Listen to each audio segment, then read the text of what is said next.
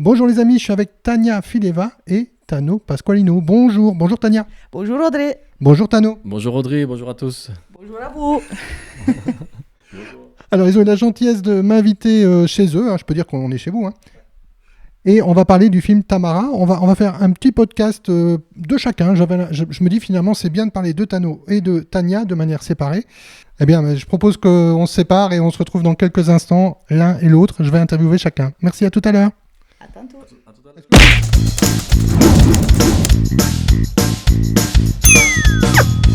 Bonjour les amis, je suis avec Tania Fileva. Bonjour Tania. Bonjour Audrey. Comment ça va ? Ça va bien et toi ? Mais super bien, merci beaucoup. Derrière nous, il y a l'affiche du film Le Salut de Tamara. Qu'est-ce que ça raconte, Le Salut de Tamara ? Le Salut de Tamara, il raconte mon histoire, mon passé et la période dans laquelle j'ai été victime de la proxénétisme et le trafic des êtres humains.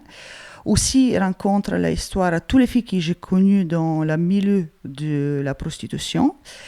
Et aussi, il raconte l'histoire à ma maman qui était victime de la violence conjugale. Donc beaucoup de choses finalement. Oui, beaucoup de choses. Tu peux nous raconter en quelques mots ton histoire à toi, si c'est pas trop difficile ? Est-ce que tu peux nous en dire ? Je peux vous dire que j'ai été une fille super bien élevée, avec une famille qui avait plus que les moyens d'une famille normale. Et là, tu es en Bulgarie. Là, tu es né en Bulgarie, toi. Je suis née en Bulgarie, à Sofia.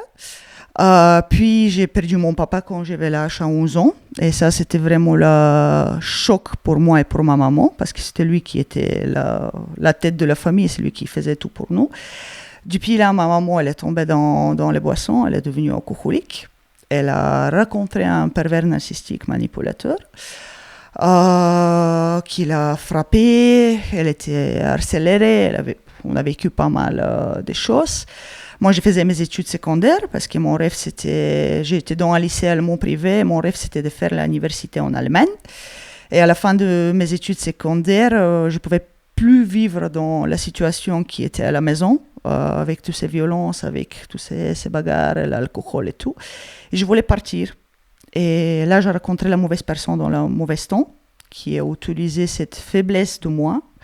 Et vu que je n'ai personne autour de moi, ma maman qui ne pouvait pas m'aider, je n'avais pas père, je n'avais pas de frère, je n'avais personne. Et là, il m'a vendu de rêve.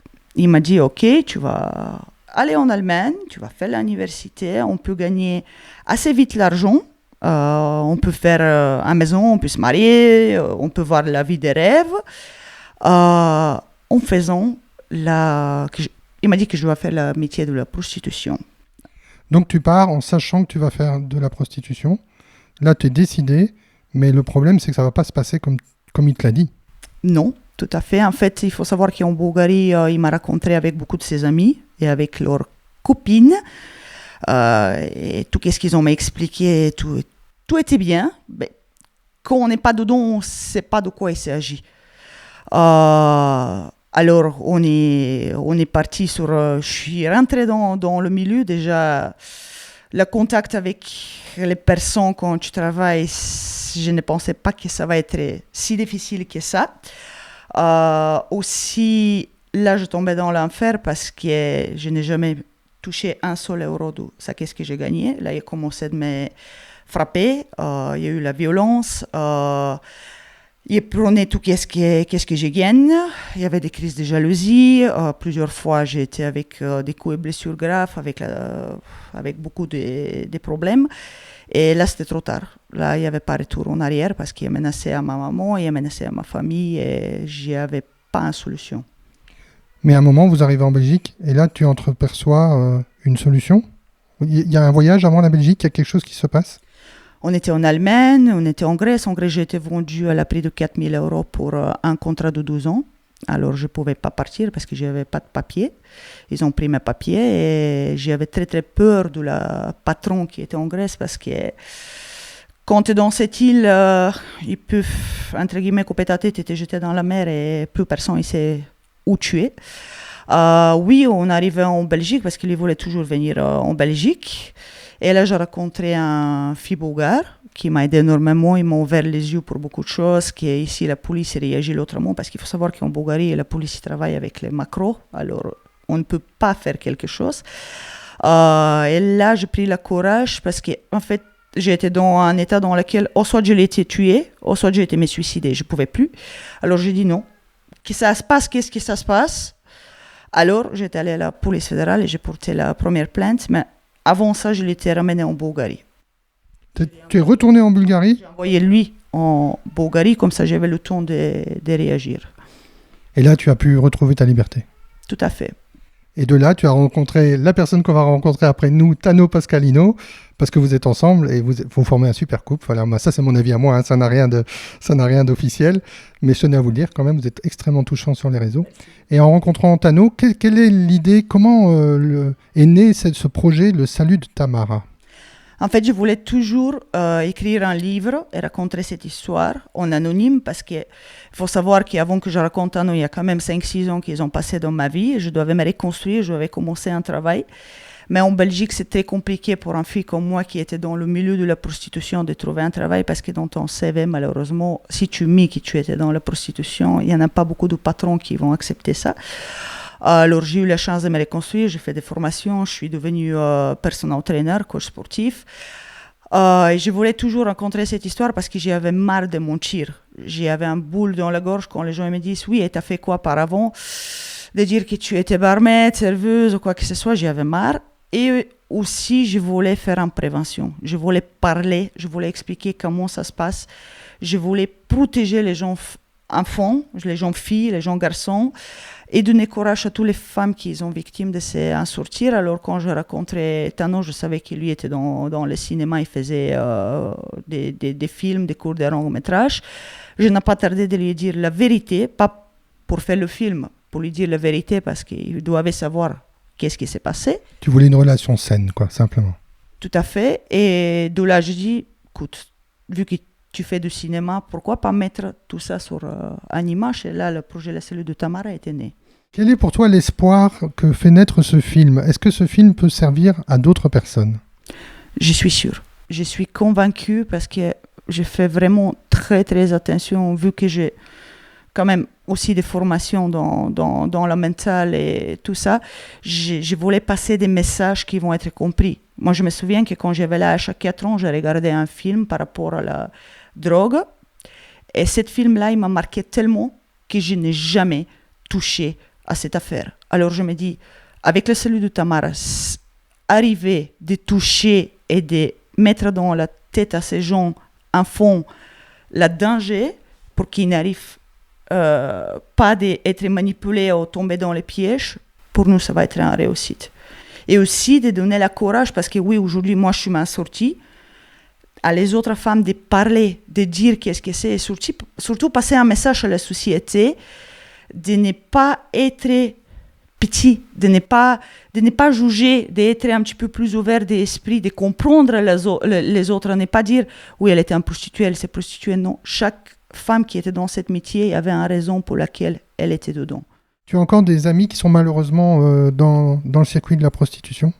En fait, suite à le projet La Cellule de Tamara, il y a encore un projet qui est fort lié à ça, le projet SOS, qui est né, et ça sera un réseau de beaucoup d'associations, psychologues, psychothérapeutes, médecins. On est en train de travailler sur ça et faire un lien avec les filles qui travaillent dans le milieu pour qu'on puisse les aider, pour qu'on puisse les accompagner. Par exemple, si certains veulent s'en sortir, pour lui donner la possibilité de trouver un autre travail, ou s'ils veulent rester, de lui trouver des endroits sécurisés de travailler.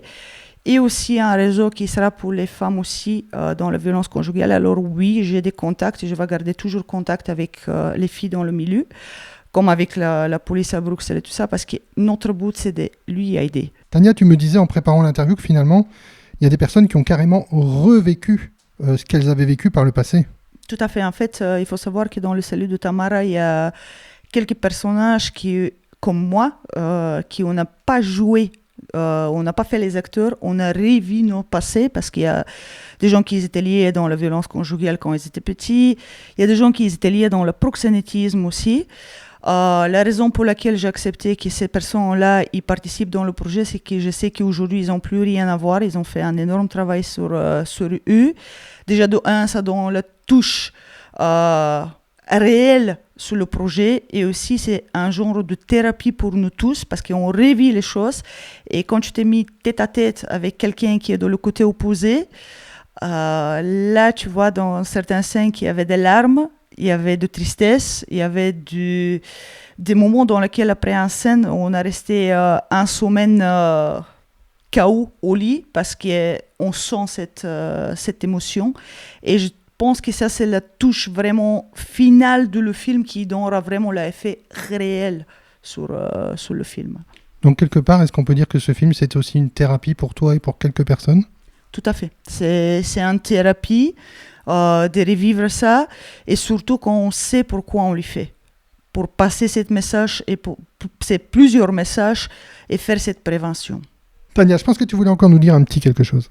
Oui, j'ai un petit message à passer. Toutes les femmes, parlez, osez de parler, ayez le courage de parler. Il y a nous qui on peut vous aider, il y a des autres gens qui peuvent vous aider. Et surtout, je voulais passer un petit message à notre société. Ça peut arriver à tout le monde. Il n'y a personne qui est en abri.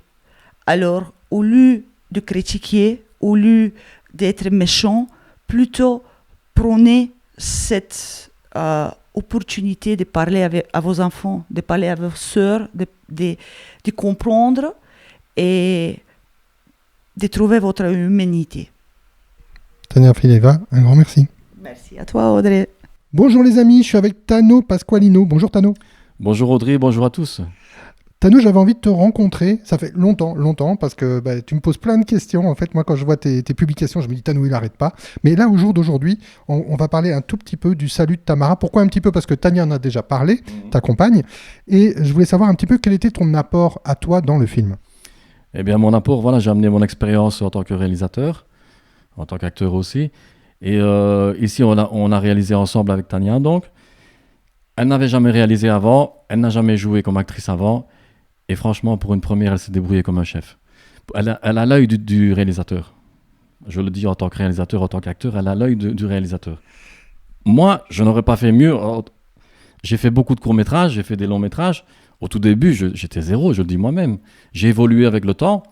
J'avais ça en moi aussi parce que c'est ma passion, je suis autodidacte aussi. Mais Tania, elle se débrouille mieux que moi quand j'ai commencé.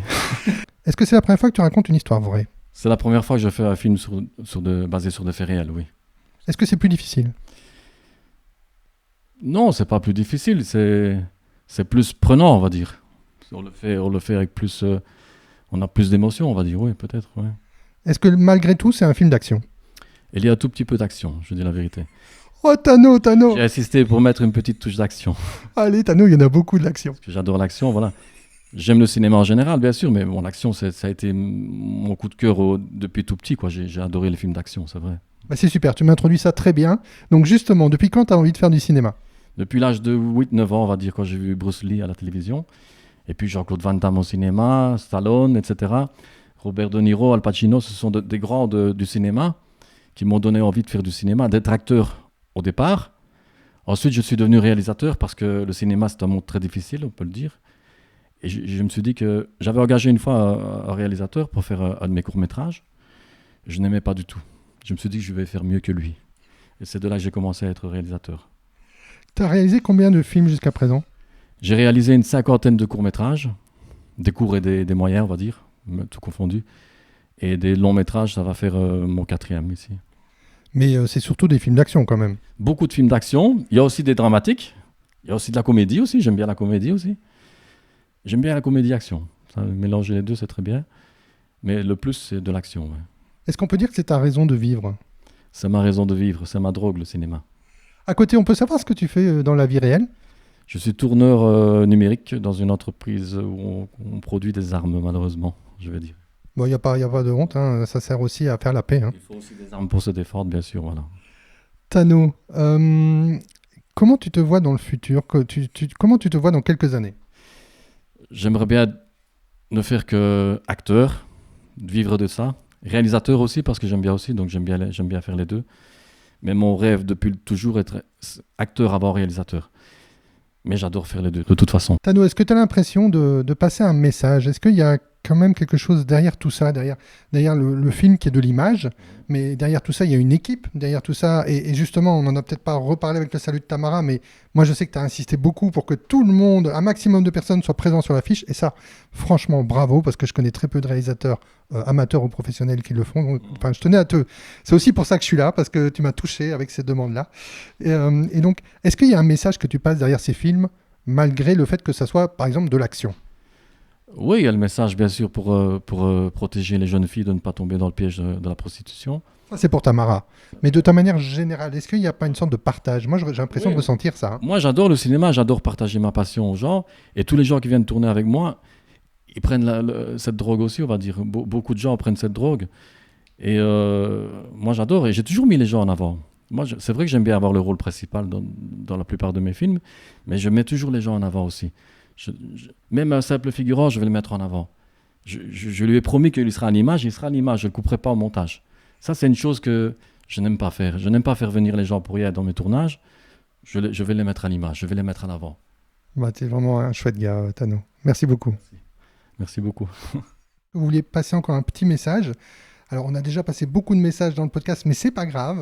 Moi, je suis content de le faire pour vous. Et je sais que celui-là, il vous tient encore plus à cœur. Tania, tu voulais dire quoi? Je voulais remercier tout d'abord à toute l'équipe, à tous les acteurs, et à tous les gens qui ont participé comme figurants, silhouettes, tous les gens qui ont participé dans le projet.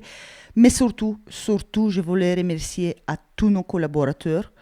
Il y a plus que 45 commerces à Liège qui nous ont soutenus dans ce projet, et pas que des commerces, gens qui sont dans le privé. Ils ont nous donné, ils ont prêté leur lieu pour qu'on puisse tourner. Je voulais dire merci. Franchement, merci.